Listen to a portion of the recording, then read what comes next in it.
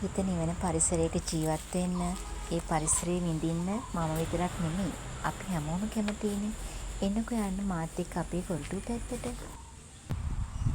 මේ විදිහට ඔයා අහලා තියෙනව නේද ස්නේක් ප්ලාන්ට් එහෙමත් නැත්නම් සැන්සවේරියා ගැන? මේ වීඩියෝ බලනවා නම් ඔයා අහලා නැති වෙන්න බෑ. අනිවාර්යෙන්ම අහලා තියෙන්න ඕනේ. මොකද ඒක ඒ තරමට මේ දවස්වල ගොඩාක් ජනප්‍රිය මාතෘකාවක් නේ.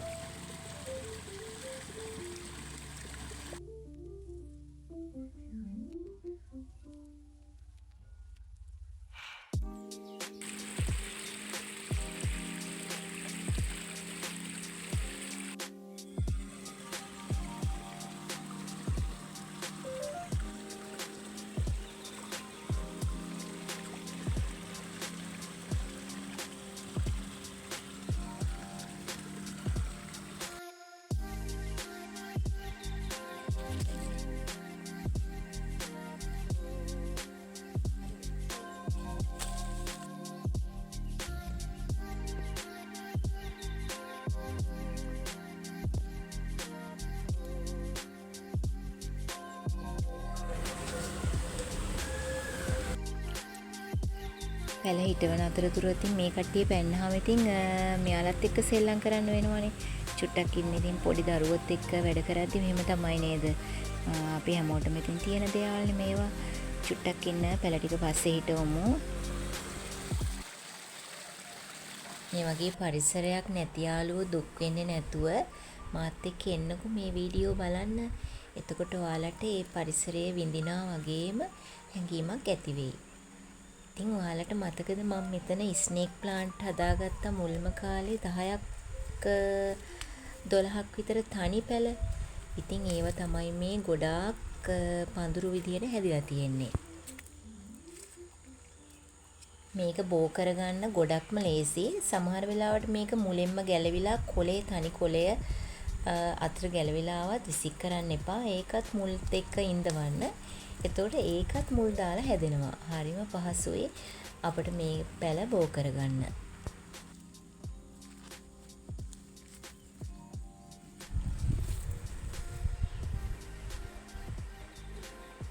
රාත්‍රී කාලයට උනත් කිසිම බයක් නැතුව නිවසේ ඇතුළත තියාගන්න පුළුවන් වටිනා ශාකයක්.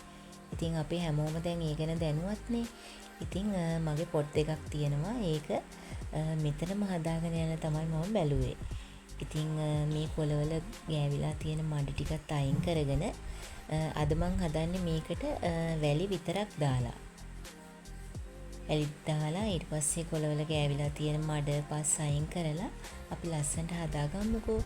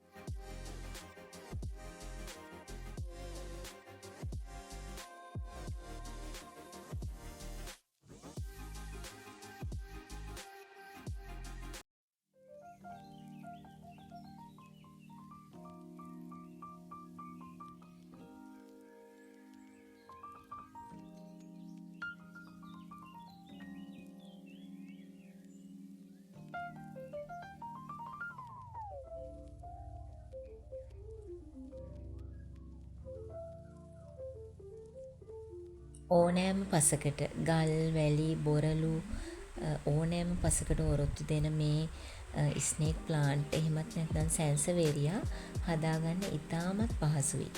ඉතින් මම අද මේක හිටව ගන්නේ වැලිත් එක්ක. වැලි ටික හොඳට හොදලා අරගෙන ඊට පස්සේ මේ පැල ටික දාලා ඊට පස්සේ ආයෙ වැලි ටිකක් පුරවගෙන එහෙම තමයි හදාගන්නේ. ඉතින්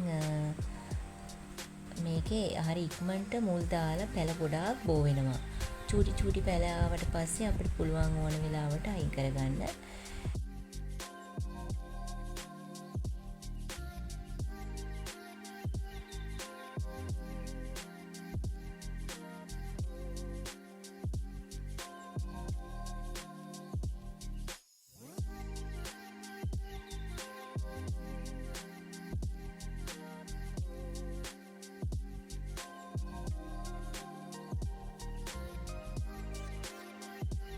ඇත්තටම මම වීඩියෝ එකක් දැම්මේ ගොඩාක් දවසකට පස්සේ. ඉතින් යාළුවන්ගේ ගොඩාක් වීඩියෝ මට ඇත්තටම බලන්න බැරි වුණා.